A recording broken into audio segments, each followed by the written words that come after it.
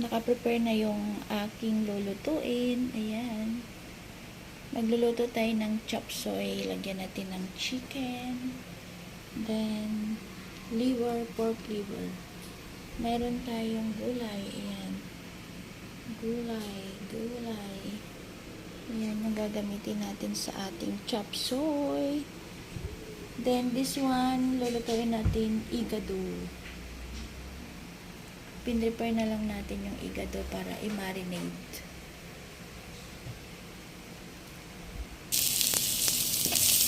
Lulutuin na natin yung ating chop suey. Then, lagay na natin yung chicken.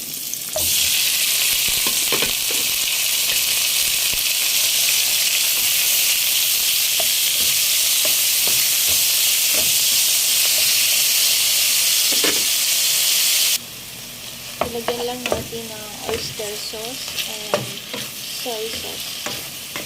Then, black pepper and garlic powder.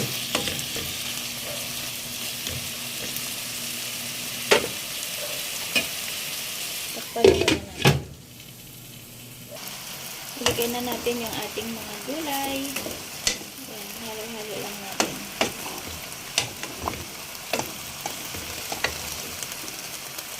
Then, takpan mo na natin.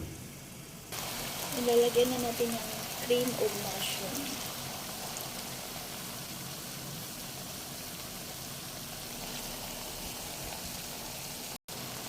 Mix lang natin.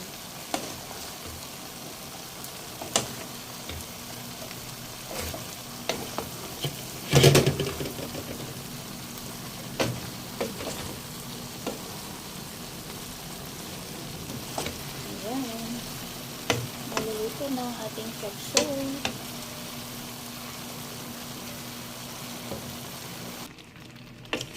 Luto na ang ating chop suey. Ayan, titikman na natin. Parang ang sarap. Tikman natin. Thank you for watching, everyone. May God bless us all. Bye!